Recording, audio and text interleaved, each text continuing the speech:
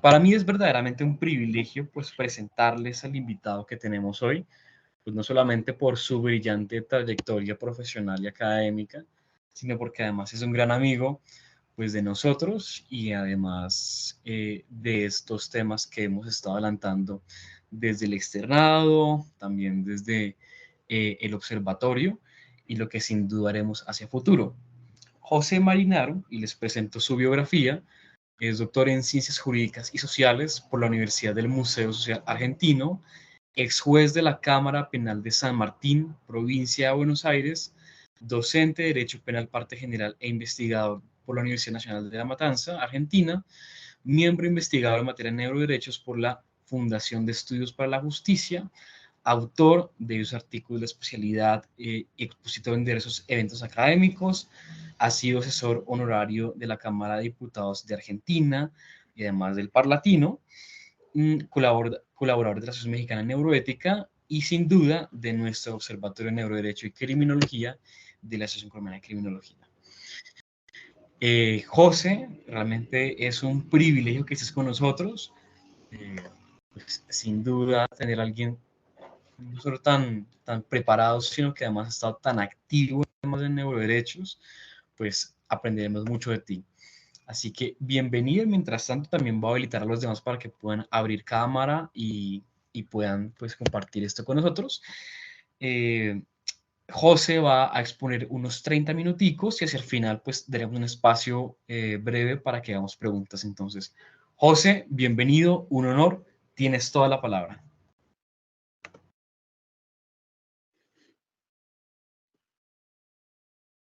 Bien, bien, ante todo si se ve bien y más que nada bien un poco lo que te aclaraba recién, no se asusten porque es lo que viene conmigo, que es esta cara. Yo te agradezco la presentación y agradezco al Observatorio, a la Asociación de Criminología de Colombia y la Fundación que trabaja con ustedes. Yo veo como muy auspicioso que hayan espacios de estas características y yo desearía que se multipliquen de manera uniforme en toda América Latina, cosa que escasamente está sucediendo. Pero bueno, de todas maneras, estas convocatorias, estas charlas, van a abrir el camino seguramente como para que podamos empezar a transitar un camino latinoamericano y caribeño que nos ponga un poco a ritmo de lo que está pasando en el planeta, ¿no? Yo por eso creo que felicito que hagan este tipo de actividades. Por de pronto nosotros en Argentina estamos tratando de pasar a la faz práctica, de llevar todo lo que venimos acumulando con procesos de investigación, pero llevándolos a la capacitación de operadores del sistema de justicia. Cuanto decimos, cuanto explicamos, viene un poco de la mano de lo que decía Diego recién acerca de procesos de investigación académicos con los controles rigurosos de metodologías y de objetivos y de informes de avances que son propios de este tipo de menesteres. Así que todo cuanto ustedes escuchan, cuanto desarrollamos, cuanto llevamos a la Cámara de Diputados y a los parlamentos, tiene que ver con esos procesos de investigación. Y naturalmente, las cosas han querido que a partir del desarrollo de estos procesos de investigación, necesariamente nos hemos estado vinculando con amigos de España, con amigos de México, con amigos de Colombia y toda Latinoamérica. Por eso, los pasos que en definitiva estamos dando hacia el parlatino, hacia los parlamentos nacionales y regionales, creo que son bienvenidos. Entonces, yo previo a abordar las temáticas y a tratar de colocar, y espero que la tecnología no me falle, las láminas con las cuales quiero ilustrar y además para que quede también registrado esto para aquellos colegas que no han podido estar presentes, hacer un par de aclaraciones preliminares que tienen que ver con los procesos de investigación, que tienen que ver con la tríada, que es importante remarcar, y a la cual nosotros apocupamos como neuro, referido a neurociencias, neurotecnologías y neuroderechos.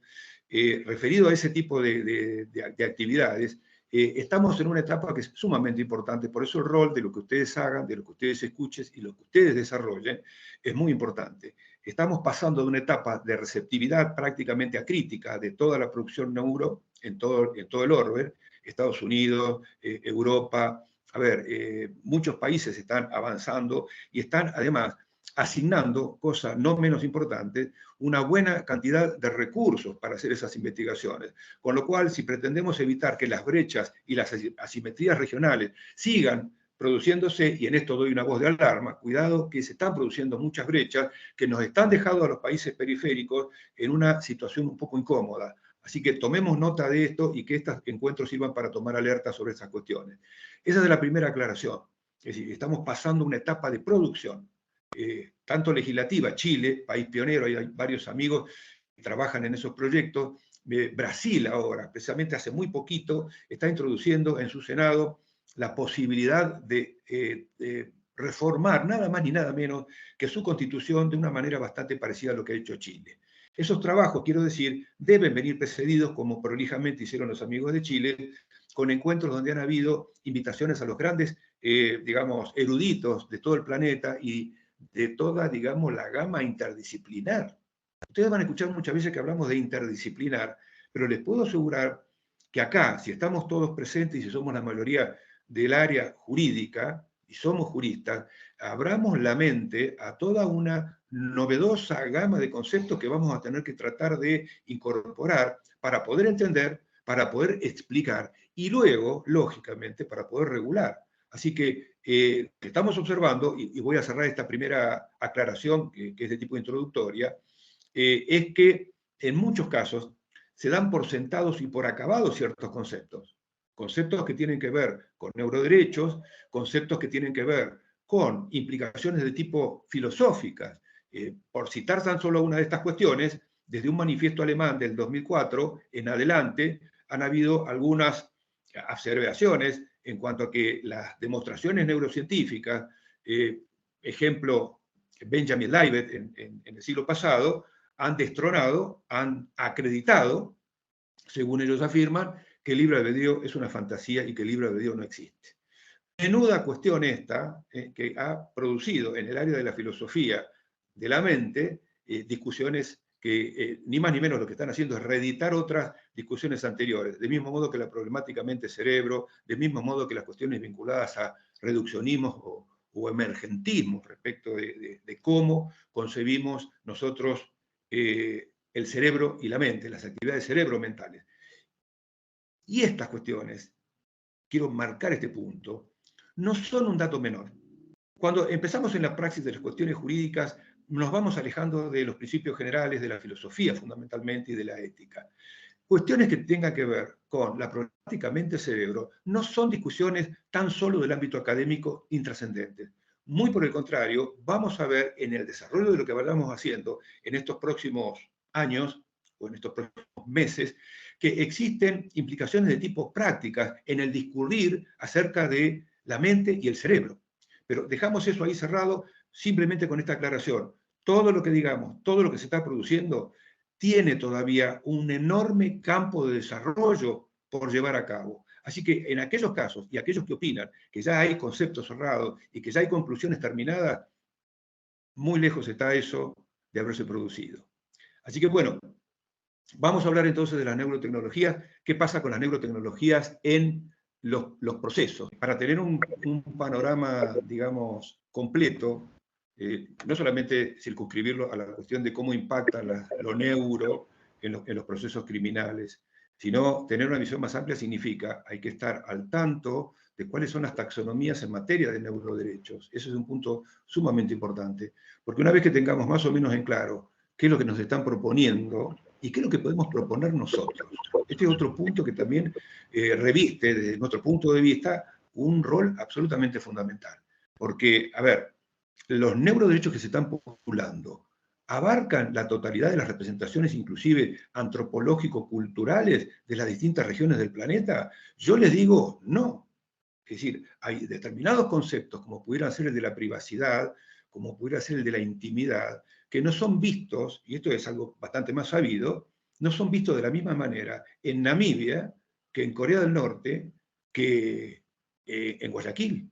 Es decir, y las postulaciones que se vienen realizando en relación a los neuroderechos, nos parece, por lo menos, que están como una especie de paquete cerrado, no discutido, y lo que nosotros estamos abogando es porque estas cuestiones se discutan adecuadamente. Esto quiere decir que cuando se menciona, por ejemplo, como objetivos de estos neuro-rights, de llevarlos a la modificación de nada más ni nada menos que la Declaración Universal de Derechos Humanos, creemos nosotros en este punto que previamente hay que hacer otro tipo de actividades. Y si se trata de derechos humanos, nosotros tenemos en nuestra región a nuestra Convención de Derechos Humanos, que tiene todo un esquema, que tiene todo un formato de tipo burocrático, lo digo en el buen sentido, y entre ellos aparecen las relatorías, es decir, los trabajos en materia de derechos humanos hechos a partir de la Convención, tanto como la Corte, por supuesto, interamericana, como la Comisión Interamericana, lo que ha llevado es a un trabajo que no hace falta ocultar demasiado, para rememorar los avances y la defensa de los derechos humanos que se han hecho a través de la rica y larga trayectoria de estos organismos. Estas relatorías especiales para nosotros son o debieran ser los espacios donde primeramente deba discutirse. De hecho, en algunos de los, si pueden salir las láminas, pero les voy anticipando, podemos decir que hay dos modelos omnicomprensivos de la mayoría de los nuevos neuroderechos de los cuales se pretende hablar. Modelo Juste, modelo Ienca y Andorno. Ienca y Andorno en 2017 elaboran una serie de principios que pueden venir a constituir estos nuevos neuroderechos. Y bueno, ¿de qué hablan ellos? ¿Qué es lo que están postulando? En 2017 Ienca y Andorno hablan, fíjense, la nomenclatura, ¿no? De privacidad mental, integridad mental, libertad cognitiva, continuidad psicológica. Son todas cuestiones que tienen que ver con estas posibilidades que tienen las tecnologías, que antes no la tenían, de poder auscultar las actividades cerebro-mentales en dos funciones principalísimas, que son, desde el punto de vista médico, inclusive jurídico, observación de la actividad mental que tenga que ver con correlatos de conductas de las personas o comportamientos de las personas. Entonces, en ese punto, lo que nosotros estamos diciendo es que hay que tener cuidado porque, del mismo modo que se observa, se puede, mediante los malos usos, afectar estos derechos. Si ustedes prestan atención, hemos hablado de libertad, privacidad, integridad. Tal vez la novedad podría estar con la continuidad psicológica, pero sí, la gran pregunta es si vamos a legislar todo esto como materia novedosa o primeramente haya que hacer otra cosa. ¿Qué es lo que decimos algunos, por lo menos en Latinoamérica? Que previamente hay que reconceptualizar. ¿Qué quiere decir esto? Bueno, es la aplicación lisa y llana del artículo 29 de la Convención Americana que permite una interpretación actualizada de los neuroderechos. Por ejemplo, si hablamos de integridad mental, le voy diciendo que ya el artículo 5, apartado 1 de la Convención Americana, nos está hablando de la protección en varios sentidos de la integridad, no solamente física, moral, sino también psicológica. Y en esto aparece, si quiere, una posibilidad de interpretar que la integridad de tipo psicológica o de tipo mental puede interpretarse como que ya está contenida en esos documentos. Y la resultante es, ¿hace falta legislar? No. A ver, ¿por qué decimos que evitar legislar lo que no es necesario? Un poco remedando o recordando alguna premisa conocida como la navaja de Occam. Lo que Occam decía ya en la Edad Media era que no hay que multiplicar las instituciones si no es necesario. Entonces, trasladado ese pensamiento o ese apotegma a la cuestión de los neuroderechos, la pregunta es, si multiplicamos innecesariamente los derechos y garantías, y fundamentalmente los derechos humanos, corremos el riesgo de relativizar su valor, su peso y su utilidad. Esto está reconocido por todos los juristas, así que hay que evitar lo que se llama, déjenme decirlo en palabras de Ienca y Andorno, y no solamente de ellos, de otros autores, como John Cassiulas, por ejemplo, un olvidado en estas cuestiones. Hay que evitar la inflación o hiperinflación legislativa. Así que, dicho esto, bueno, Juste también propone una taxonomía. ¿Quién es Juste? Bueno, más o menos creo que es conocido, pero demos algunos datos. Rafael Juste es un neurobiólogo español que ha llevado un proyecto de investigación de mapeo cerebral a Estados Unidos. Desde 2013 en adelante, desde Obama en adelante, se han invertido ingentes cantidades de dinero para tratar de respaldar las investigaciones en materia de neuroderechos y de mapeo cerebral. Por ahí con los tiempos andamos medio, pero déjenme decirles una cosa. Mapear el cerebro, si nos detenemos un segundo en ese propósito, como toda concepción o todo concepto de mapa, sirve para localizar o ubicarse en un determinado territorio, lo digo entre comillas. Ustedes imagínense qué es lo que puede llegar a pasar si podemos mapear, lo cual sería localizar la ubicación de las células neuronales del cerebro con la precisión que se pretende en un verdadero mapeo. Dejemos dicho que es un cometido bastante, digamos, ambicioso, porque ¿qué nos dicen los expertos? Tenemos entre 100.000 y 80.000 millones de neuronas. Y por supuesto esto nos lleva a que los juristas miremos un poquitito lo neurobiológico y sepamos cómo funciona y sepamos que es una sinapsis. Entonces, si las sinapsis se multiplican a la 14, saquen cuenta ustedes, yo no la voy a sacar, me llevé matemáticas en tercer grado y no la recuperé nunca, pero es enorme la cantidad de información y es enorme la cantidad de células ubicadas en el cerebro. Digo algo más. Imaginemos que se logra eso. Si eso se logra, el problema es qué se va a hacer con la información que allí se obtenga. Porque con el tema del genoma humano ha pasado algo parecido y hemos tenido que recurrir a un documento internacional que limite las posibilidades de usos o malos usos de las informaciones de tipo genética. Así que cuidado que lo que vaya a hacer más adelante es que tengamos que hacer un símil Convención Internacional de Genoma en Convención Internacional de Mapeos de las Actividades Cerebrales. Bien, los presupuestos taxonómicos de Juste hablan de privacidad mental, consentimiento, identidad, aumento, sesgos. No todos son necesariamente de tipo neuro porque los sesgos aluden a datos de tipo personales, y aun cuando estos fueran cerebrales, no implican una conexión directa entre, digamos, la actividad de una neurotecnología y el cerebro. Bien, dicho esto, pasemos un poquitito a lo que ustedes luego van a tener seguramente con las láminas. Lo que yo voy siguiendo es el orden de las láminas, más allá de que no tengamos la posibilidad todavía de visualizarlas. El título siguiente tiene que ver con las tecnologías en los ámbitos forenses. Es el motivo central de la reunión hoy con todos ustedes. Por una definición aceptada mayoritariamente de las neurotecnologías, nos dicen que sería un conjunto de métodos o instrumentos que permiten una conexión directa entre dispositivos técnicos y el sistema nervioso. Es muy importante que se remarque esto del sistema nervioso, porque algunos ciñen este concepto de neurotecnología a la intervención y conexión con la actividad cerebral únicamente. Entonces, este concepto amplio es el que requiere la mayoría de los expertos. Cuando hablamos de los sistemas procesales y de qué puede hacerse con las neurotecnologías en los procesos criminales, tengamos en cuenta algunos conceptos que tienen que ver con distintos tipos de procesos, cuáles son el inquisitivo, cuál es el más recientemente llegado a las tierras latinoamericanas, que es el sistema acusatorio. A ver, para simplemente recordar algunas características que tenía el sistema inquisitivo, son sistemas procesales donde rige mucho el secreto, donde las partes no tienen un rol muy preponderante, donde el concepto de verdad es una verdad absoluta, lo cual ya de por sí nos habla de una especie de fantasía a la que se llegan los procesos inquisitivos, donde el concepto máximo de verdad, la prueba por antonomasia, es la confesión. Pero además de eso, cierro con otro tema, es preponderantemente escrito.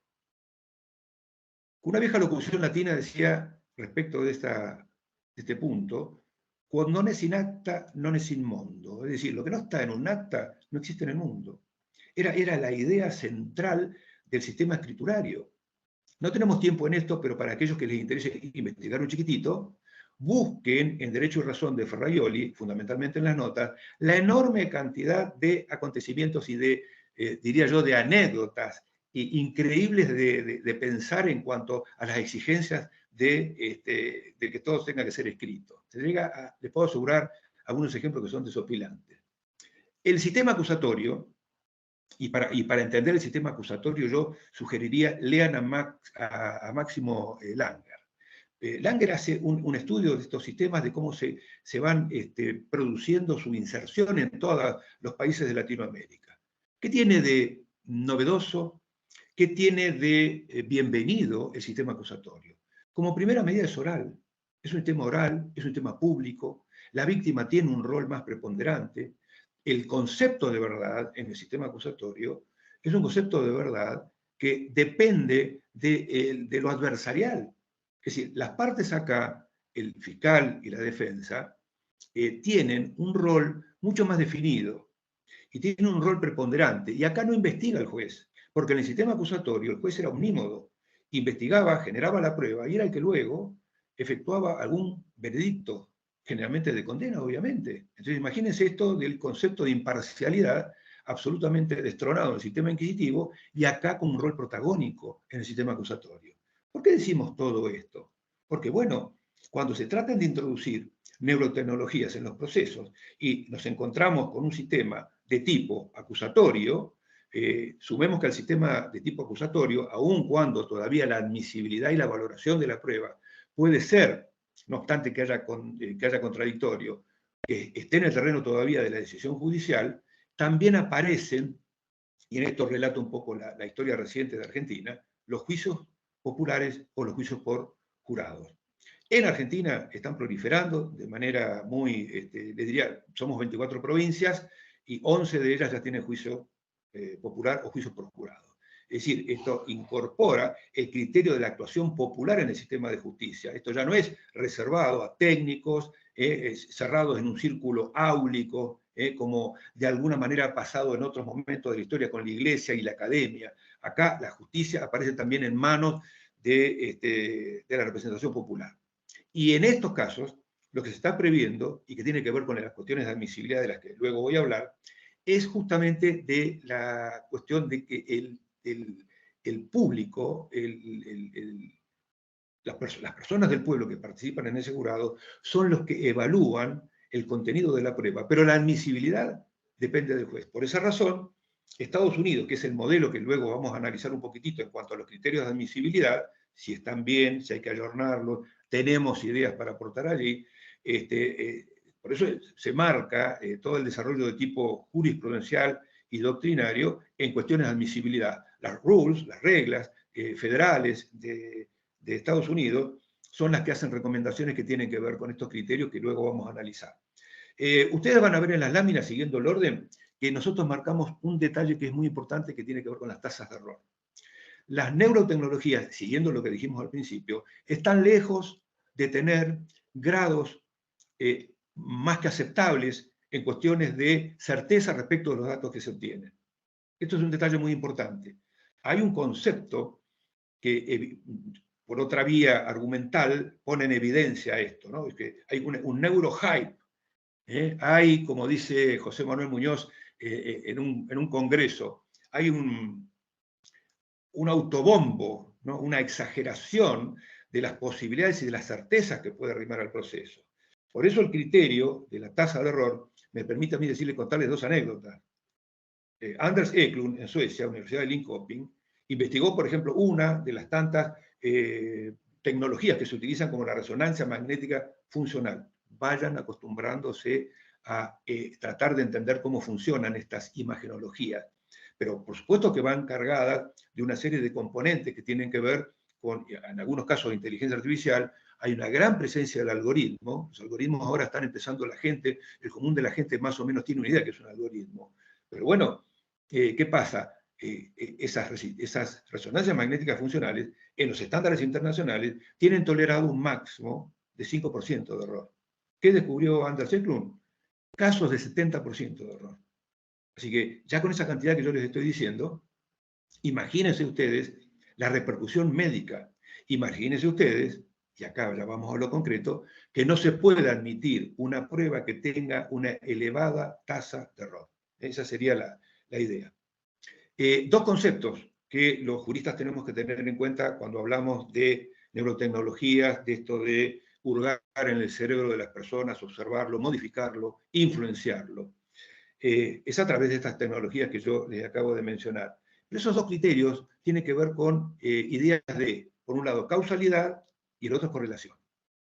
Dando ejemplos que son la mejor manera de explicar a qué nos referimos en cada caso. Como un ejemplo de una causalidad, para determinar cómo algún aspecto del mal funcionamiento cerebral incide en el comportamiento de las personas, es el investigado por Burns and Swerdlow Son dos investigadores ingleses que investigaron el caso de un maestro de escuela que tenía una inclinación, fue desarrollando, imagínense que es una persona de 40 años que de repente empieza a tener algunas inclinaciones de tipo sexuales pedófilas, hace un tocamiento en relación a la hijastra y culmina esto en un proceso judicial. Y antes de que se tome alguna medida de tipo judicial severa, le hacen una intervención quirúrgica por dolores en la cabeza y se descubre, nos dice Bernie Swerdlow, que este maestro tenía una tumoración importante y creciente en el lóbulo frontal. Cuando le hacen una intervención quirúrgica, lo que acontece de manera inmediata luego es que esas exacerbaciones de tipo sexual se pierden, es decir, desaparecen.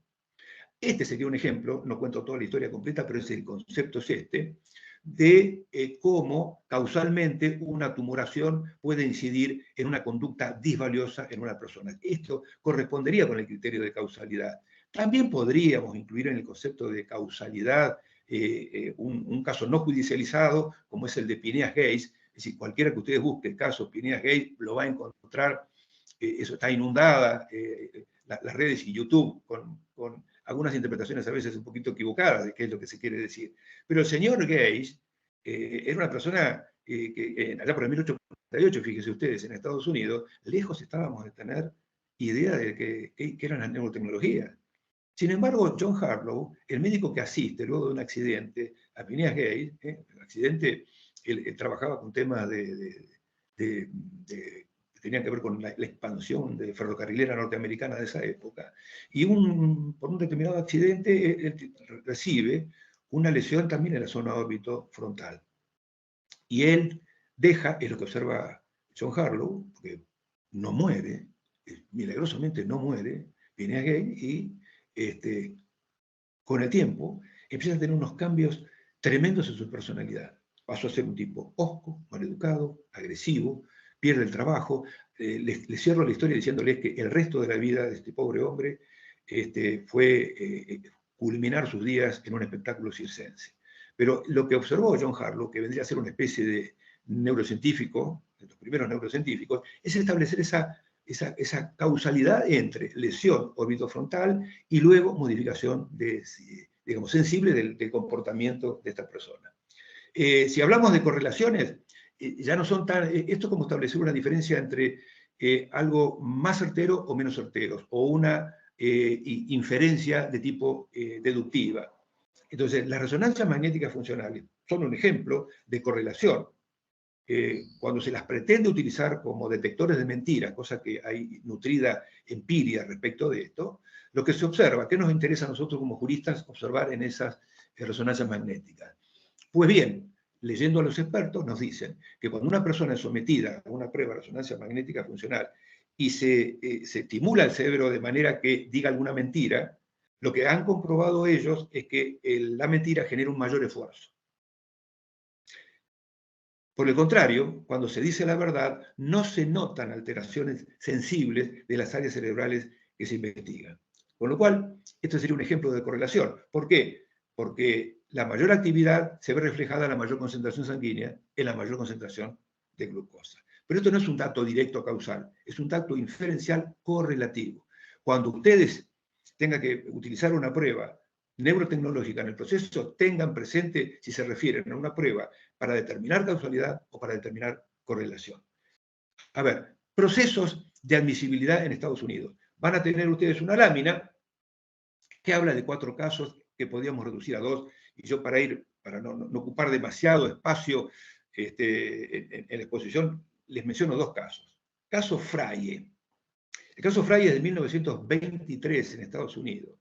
La justicia norteamericana ha tenido siempre una particular dedicación a evitar que en los procesos criminales ingresen prueba, como ellos suelen decir, la prueba basura.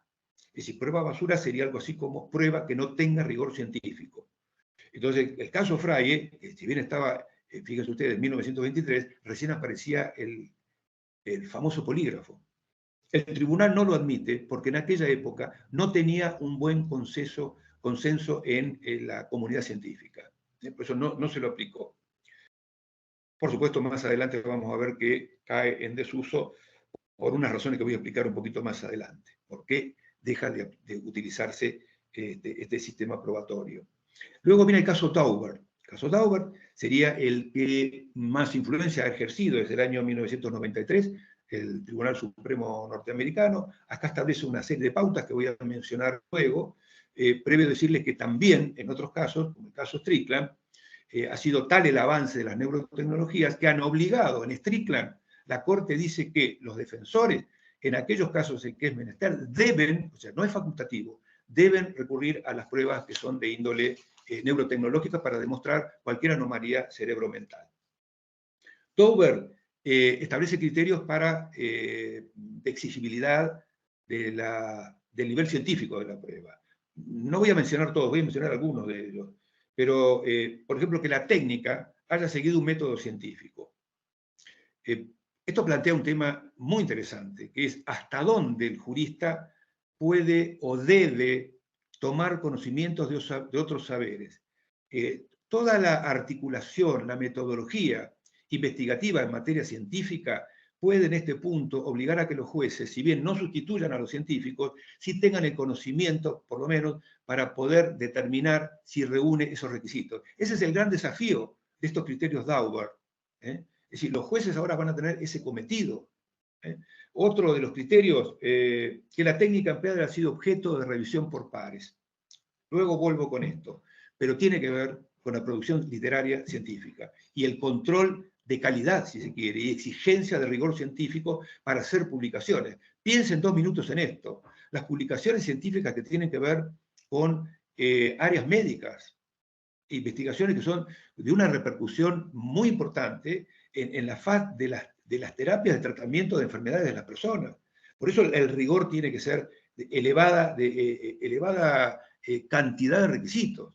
Y bueno, justamente la revisión de pares es un sistema, creo que esto es bastante conocido, pero cuando alguien quiere publicar, si no le pregunten a Diego Borbón, elabora un artículo, lo presenta y no le dicen qué bien Borbón, no, lo someten a todo un sistema, como debe ser, de pares que operan en doble ciego. Uno no sabe quién lo va a revisar. Y ahí pueden decir que es un desastre, pueden decir que está más o menos bueno, que lo completen o aplauso. ¿Está? Generalmente a Diego lo aplauden. Voy a pasar a la otra lámina, porque la otra lámina trata de responder a la pregunta que hice al principio. Los criterios de admisibilidad, por ejemplo, con Daubert, ¿están bien? ¿Hay que revisarlos? Pensemos 2 temas acerca de por qué sí habría que revisar un poco esto, y esto ya es absolutamente novedoso. Les digo que las novedades en cuanto a modificar Daubert son del 2018, es algo muy reciente. Y Daubert son afirmaciones ubicadas temporalmente en 1993. Desde esa época hasta ahora, el exponencial desarrollo diversificado de las tecnologías es tremendo. Les voy a decir algo bien reciente que no estaba presente en la época de Daubert. Hoy hay tecnologías combinadas que pueden hacer que los evaluadores, con algún grado de certeza aceptable, determinen un comportamiento doloso diferenciado de un comportamiento culposo. Jones y otros investigadores justamente son los que han hecho alguna publicación y dicen eso.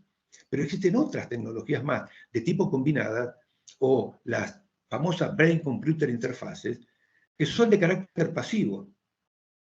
¿Y qué es lo que puede hacer una Brain-Computer Interface pasiva? Escuchen bien. No solamente estudiar el comportamiento del cerebro sometido a ciertas estimulaciones, sino que, sin someterlo a ninguna estimulación, puede llegar a medir la actividad inconsciente. Si se toma dimensión de lo que yo estoy diciendo, vamos a advertir ya que, por supuesto, esto no estaba presente en aquella época y es una de las razones por las cuales Daubert debe ser modificado, debe ser ayornado. Las tecnologías se han diversificado y se han multiplicado. En algunas publicaciones nosotros, de alguna manera un tanto arbitraria, hablamos de primera ola y segunda ola, evocando o rememorando algunas expresiones de Alvin Toffler, que era un futurista muy, muy preocupado por las técnicas. Pero bien, ¿qué es lo que dicen Baron y Sullivan? desde Canadá, con un sistema bastante parecido, denme un segundo al mate, con un sistema bastante parecido al norteamericano. Ellos hablan de fiabilidad, replicabilidad, validez interna, validez de constructo. Esto es lo que está sometido ahora a la consideración del área académica. No tenemos tiempo de revisar todo. Yo, por ejemplo, me quisiera detener en este requisito, que son requisitos que se utilizan en el área de la psicología. Si hay algún psicólogo presente, los test psicométricos suelen utilizar estos criterios, que están bastante asentados. Lo que dice Valori y Sullivan es, agreguemos estos requisitos a las instancias de Dauber para hacer más exigente justamente la introducción de pruebas neurocientíficas en los procesos. Y validez interna y validez externa, por ejemplo, tiene que ver con esta gran pregunta. ¿Podemos trasladar pari passu las verdades o los descubrimientos del laboratorio a la vida real? Esta es una pregunta que nos hacemos todo el tiempo. Entonces, si se puede hacer, esto es lo que va a requerir, dicen Barron y Sullivan, explicaciones adicionales. Si hacemos una prueba de laboratorio con ratones, por ejemplo, con animales, luego hay que ver si eso puede traspolarse a cuestiones de tipo neurobiológica de seres humanos. Entonces eso no se puede afirmar lisa y sencillamente con ese dato, sino que además requiere explicaciones adicionales. Para avanzar un poco más y tratar de acotar el tiempo de explicación, nosotros, acá en Latinoamérica, que somos los que creemos que también estas exigencias deben remodelarse, creemos que debe agregarse una instancia más, que es determinar, ustedes imagínense esto, ¿no? En un proceso judicial alguien quiere incorporar una neurotecnología y nosotros acá de América Latina decimos, a todos estos conceptos también deberíamos exigir que se determine la capacidad de resistencia a contramedidas. ¿Qué es esto? Y acá vuelvo a la prueba aquella de 1923 con el polígrafo. ¿Por qué cae de alguna manera en desuso judicial el polígrafo en Estados Unidos? Porque se ha comprobado que en muchos casos el entrenamiento de la persona lograba engañar a la máquina. Entonces las pruebas eran verdaderamente mentirosas.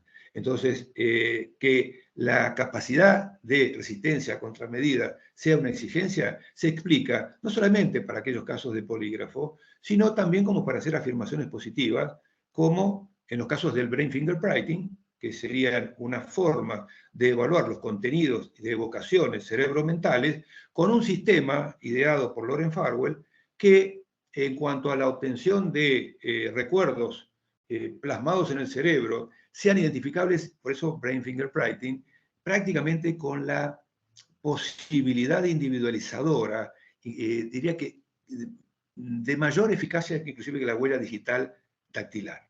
Entonces, esta combinatoria de máquinas, de electroencefalogramas, con algunos software de las computadoras, permiten obtener estos datos. ¿Y cuál es el detalle que dice Loren Farwell?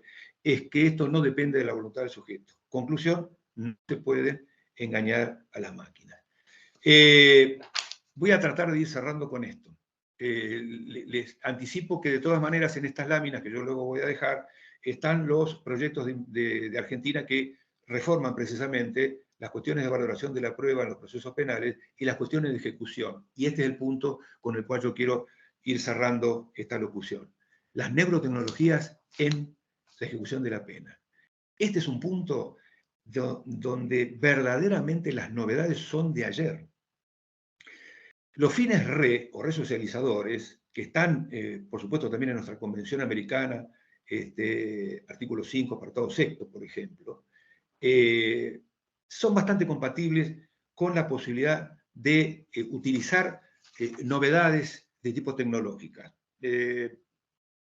Jean-Christoph Bublik, de Alemania, menciona algunas de estas novedades y habla de, por ejemplo, psicoterapias aumentadas desde el punto de vista farmacológico, implantes cerebrales, optogenética, esto hay que preguntarle o decirle al amigo José Manuel Muñoz que nos dé una charla específicamente sobre optogenética y las posibilidades de tratamiento de actividades o falencias cerebromentales con la optogenética.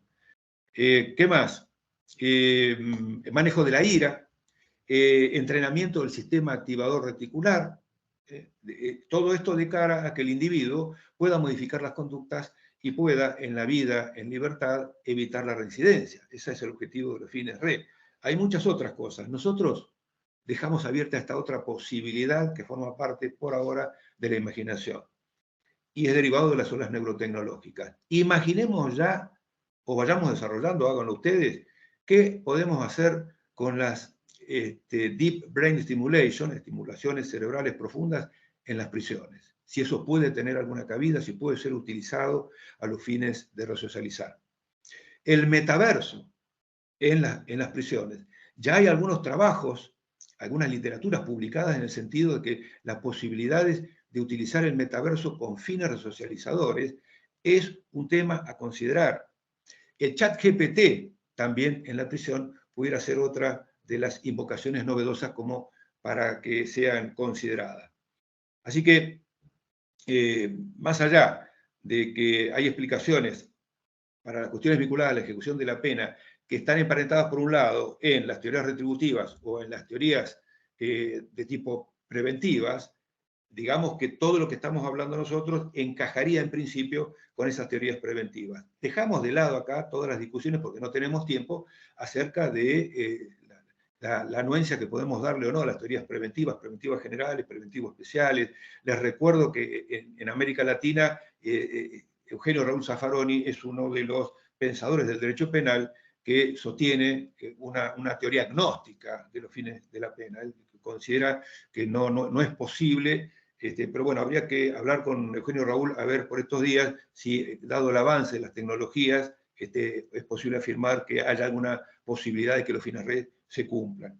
Y la inteligencia también es otro grandísimo paso a aplicarse también en la ejecución de la pena. Hay un caso muy interesante en Estados Unidos, porque la utilización de inteligencia artificial tiene que ver justamente con el empleo de algoritmos, y es una tarea eminentemente proyectiva, es decir, pronóstico de posibilidades de reincidencia.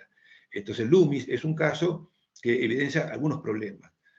Cuando Loomis termina teniendo una situación judicial agravada por los informes de la empresa Compass, lo que él quiere discutir es que hay determinados sesgos en la conformación de los parámetros con los cuales se alimenta la inteligencia artificial y no se lo han permitido.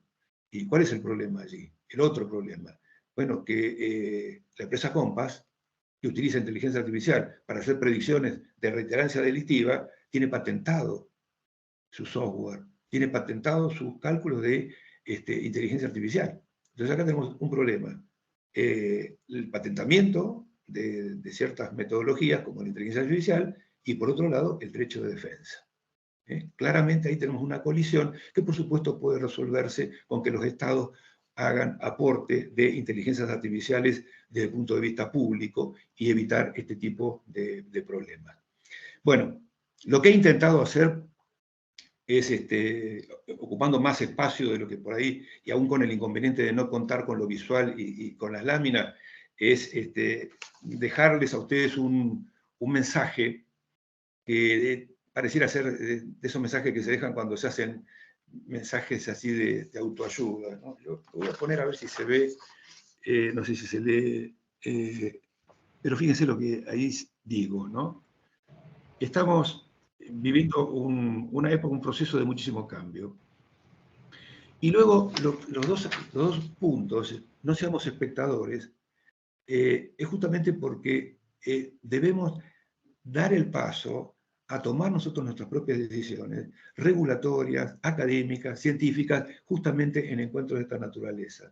Porque además, los protagonistas tienen que ser ustedes. Así que dejemos de estar copiando ciegamente todo lo que viene de afuera y tengamos en cuenta que las producciones en materia de derechos tienen que tener nuestros reflejos de tipo culturales y antropológicos. Y eso no es algo que esté garantizado, entre otras cosas.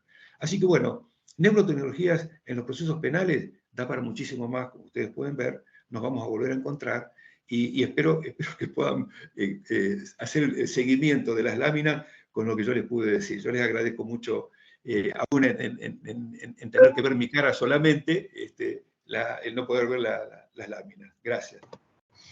Estimado José, ha sido un verdadero honor poder escucharte. Sin duda, pues el tema es no solo muy interesante en términos académicos, sino importantísimo para el futuro de los procesos penales y de la forma en la que conseguimos la justicia hacia el futuro.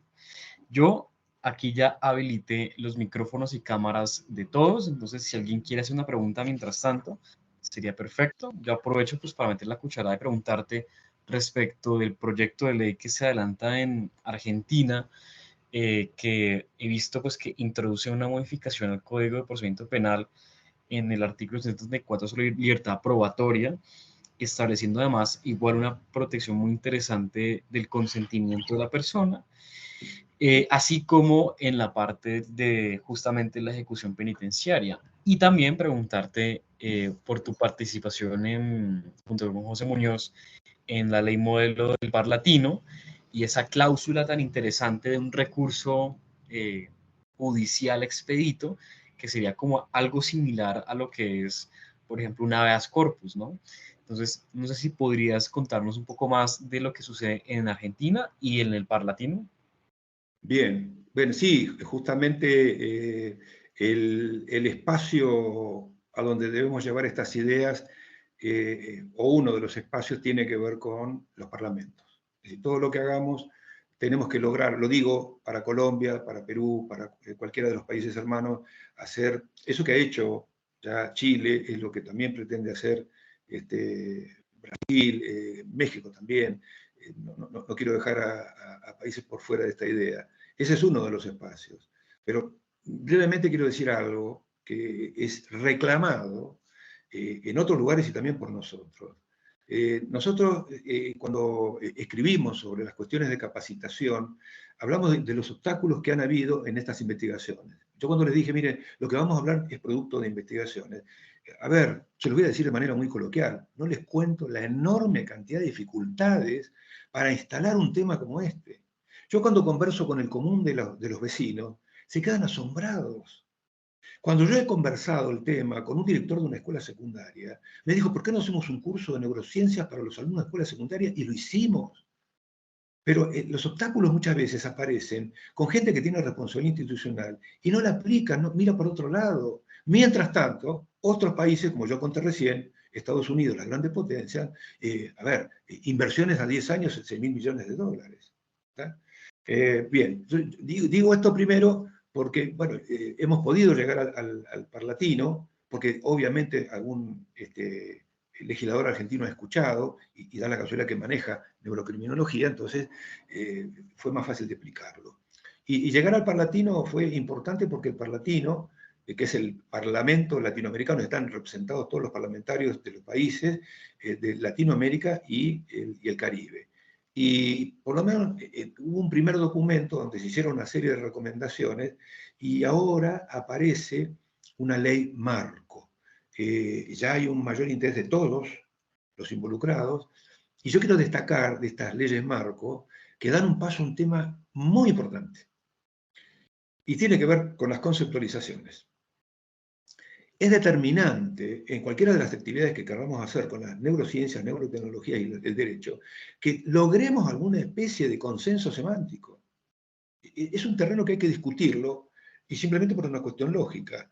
¿Qué producto legal le vamos a dar a los jueces para que apliquen las leyes y eventualmente impidan vulneraciones de los nuevos derechos, si le vamos a dar una especie de galimatías ambiguo, poroso, y con interpretaciones diversas y contrarias entre sí, como lo anfibológico, ¿no? Entonces, lo que estamos diciendo es la filosofía analítica tiene que estar presente acá, la semiótica tiene que estar presente, porque, a ver, esos apuros por regular, nosotros dijimos, yo lo enfaticé antes, deben venir precedidos de reconceptualizaciones. Pero, a ver, hay más. Antes de reconceptualizar incluso, hay que lograr un consenso semántico. Y lo que hemos dicho en Parlatino ha sido eso. Ni les cuento si la pretensión de máxima es que logremos consensos de tipo filosófico. Eso es un poquito más difícil y más de largo aliento. Ahora, si bien nos ponemos de acuerdo en tanto sea reconceptualizar como regular, lo que está ausente, y es lo que hemos notado desde nuestra región y los amigos de España, es cuáles serían los mecanismos para poder, digamos, acudir a los sistemas de justicia en resguardo de vulneraciones neuro, ¿no? Y ahí es donde se nos ocurrió con José Manuel esto del, como lo llamábamos al principio, establecer un habeas, siguiendo la línea y el sentido de los habeas, ¿no? Todos sabemos lo que es un habeas corpus, el origen histórico, como es un remedio inmediato de tipo procesal. Luego las tecnologías y los datos nos han llevado a que elaboremos un habeas data, y lo que nosotros estamos proponiendo ahora, que para la protección del pensamiento fundamentalmente, y todo lo que concierne al pensamiento y la actividad cerebromental, este habeas cogitatio, que en realidad va a pasar a llamarse habeas cogitation. Entonces, esto, la idea sería cubrir no solamente el tener neuroderechos consolidados, donde tengamos consenso semántico, sino que también vayamos estudiando, porque esto es una propuesta. Como dije al principio, acá nada es una verdad revelada y cerrada. Habeas cogitationes es abierto y va a salir publicado en Neuroetis dentro de poco a la actividad no solamente académica, los juristas y los legisladores, para que estudien, analicen si ese mecanismo puede ser procedente. Dejo dicho que el Comité Jurídico Interamericano también acogió esta idea, y en el principio número 10 del informe de Orias Arredondo, grandísimo jurista de Bolivia, precisamente hablan justamente de estos mecanismos que deben ir pensándose, estructurándose. Así que lo nuestro vendría a ser un aporte iberoamericano a esta posibilidad de tener medios de acudir a la justicia en protección de lesiones de tipo neuro. Sin duda, es una propuesta muy interesante y me llama mucho la atención cuando leí la ley modelo parlatino. Pero bueno, ya digamos para permitir el espacio para otras personas, ¿alguien tiene alguna pregunta, duda, inquietud, comentario que quiera compartir con nosotros, con el exponente José? No sé si hay alguna preguntita, pueden levantar la mano y pueden abrir el micrófono. Un gusto saludarles, maestro, desde México. Ahí veo algunos participantes, también compañeros míos en algunas certificaciones. De verdad que estamos tratando de aplicar el conocimiento dentro de nuestros juicios que llevamos en México. Y creo que estamos perdiendo de vista el hecho de que no todo es responsabilidad y no todo es inimputabilidad desde el punto de vista del neuroderecho. Yo creo que es muy importante establecer que el neuroderecho también nos ayuda a establecer un diagnóstico, un tratamiento y una rehabilitación cerebral. Entonces, si no partimos de este hecho de que debemos de dividir la parte fundamental de que no todo es inimputabilidad e irresponsabilidad, estamos dejando la parte social que nos debe de comprometer a tener una justicia más justa.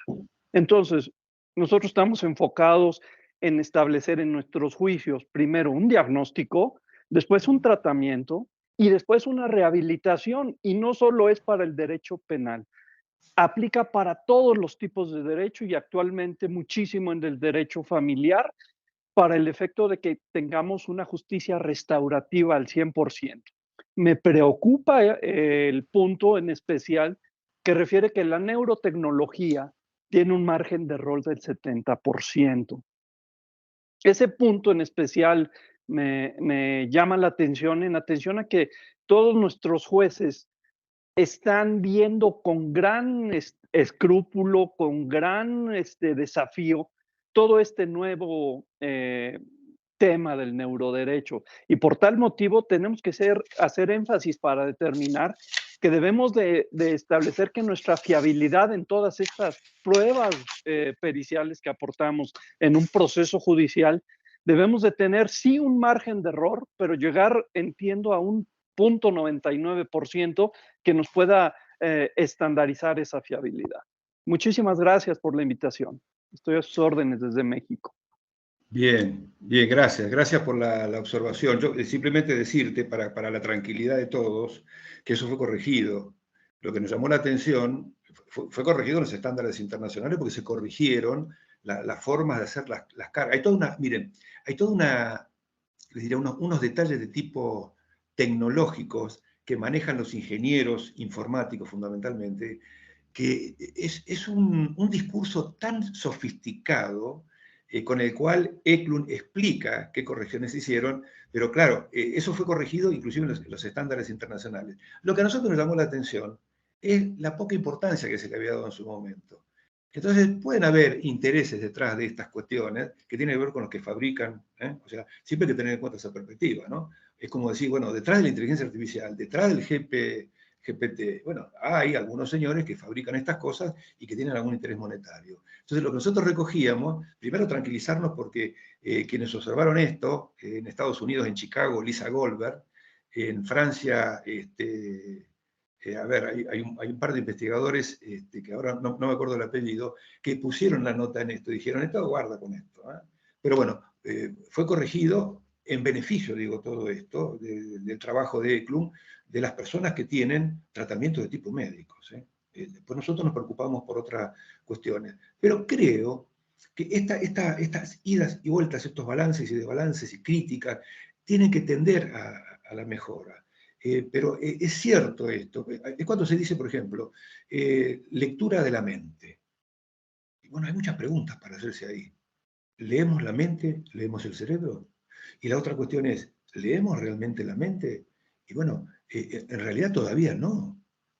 Tomo palabras del neurocientífico de nuestro grupo, Guillermo Scaglione, todavía no. Es decir, estamos en una aproximación a eso. Por eso marcábamos esto de lo correlacional y lo causal. Podemos tener inferencias de qué es lo que la persona piensa, pero cuidado que esto está siendo materia de registro y de entrecruzamiento de distintas tecnologías. Entonces, ¿cómo se empezó a lograr más precisión? Yendo un poco a la inquietud del colega, cuando se empezaron a combinar tecnologías. Es decir, cuando el electroencefalograma se combinó, por ejemplo, con la inteligencia artificial. Y todos ya sabemos que la inteligencia artificial, Big Data, Data Learning, acumulación de datos, tiene como ventaja respecto de los seres humanos la cantidad de información que puede ser sopesada, medida y registrada y estandarizada, que el ser humano no la tiene. Entonces, cuando se están dando pasos hacia tecnologías que están teniendo eso, mayor precisión. Seguramente, esto en los venideros procesos judiciales de nuestra Latinoamérica, van a empezar a aparecer. Nosotros por lo menos nos quedamos ya tranquilos de que damos algunas pautas orientativas, no agotamos todas desde ya, pero cuando capacitamos a los magistrados en Argentina, también le estamos diciendo las mismas cosas. Y estamos haciendo esto que olvidé decirlo y es muy importante. El equilibrio delicadísimo que hay entre esto de apresurarse o ser pausados. Porque hay ya algunas cuestiones que ameritarían las intervenciones judiciales. Por eso nosotros en Argentina dijimos, bueno, pues si va a haber neurotecnología en los procesos, todavía no discutimos las cuestiones de los derechos sustanciales, libertad cognitiva, integridad, todavía no, nos debemos esa discusión todo. Pero ya, cuando hay tecnologías que se puedan utilizar en el proceso penal o en la instancia de la ejecución de la pena, mala denominación, ¿no? O sea, debiera llamarse tratamiento penitenciario, estamos poniendo algunos límites. Y eso es que tenga que ver con que cualquier actividad de ocultación cerebromental que pueda lograr extraer inferencias o información, tiene que contar con la quiesencia y la información. Y cierro con esto nada más, porque en algún momento la profesora Inestrosa, que es una de las asesoras que trabaja con el Comité Jurídico Interamericano, nos observaba que en el sistema procesal, pero en el sistema procesal, ¿cómo podemos con una persona encarcelada pensar que el consentimiento es libremente dado? Bueno, hay enorme literatura sobre esto, mayormente a favor. Lo que nosotros decimos es corolario de los sistemas acusatorios.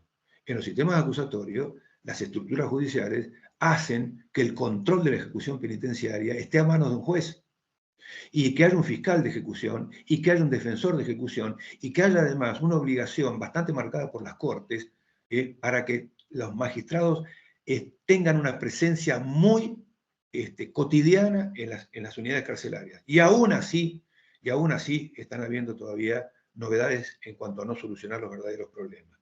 Pero si entre que no haya nada legislado, que es la respuesta que dio José Manuel Muñoz, preferimos que haya algún tipo de legislación, pero también hay que enmarcarlo esto en que si algún prisionizado va a ser objeto de alguna de estas medidas, va a contar con el asesoramiento de su letrado, va a contar con el control de la Fiscalía. Entonces, cuando tome alguna decisión de aquiescencia por alguna medida neurorehabilitadora, esto no sea producto ni de coacción y tampoco de un sistema premial. Es decir que sí, tan solo por lograr un egreso anticipado. ¿Entiendes? Es complejo, pero por eso hemos optado por esa regla, sujeta a las discusiones que vendrán desde ya.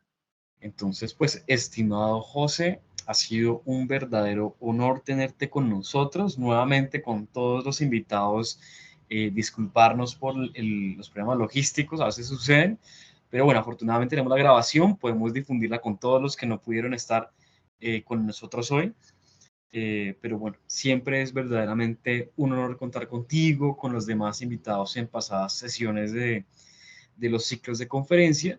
Este fue, por supuesto, un espacio de la Asociación Colombiana de Criminología y la Fundación para el Avance de Neurociencias Aplicadas al Derecho, la Ley de Justicia, y realmente pues esperamos seguir teniendo más ciclos de conferencias, más capacitaciones y todos pues poder transitar conjuntamente hacia un mejor entendimiento del comportamiento humano y el futuro de la ley y de la justicia. José, gracias por tu tiempo, por tu participación, por tus conocimientos, por supuesto, que ha sido muy ilustrativo. Muchísimas gracias, José. Gracias a ustedes, a todos los colegas que están ahí escuchando y por supuesto, esto es dinámico, viene mucho, proceso de cambio, cuenten conmigo para ir dando las novedades acerca de lo que estamos haciendo y de cómo podemos ayudar a comprender mejor estos fenómenos y además el concepto de la perspectiva regional, no nos olvidemos de eso, ¿no? Por supuesto. Bueno, una buena noche para todos, esperamos verlos en la próxima ocasión. Muchísimas gracias.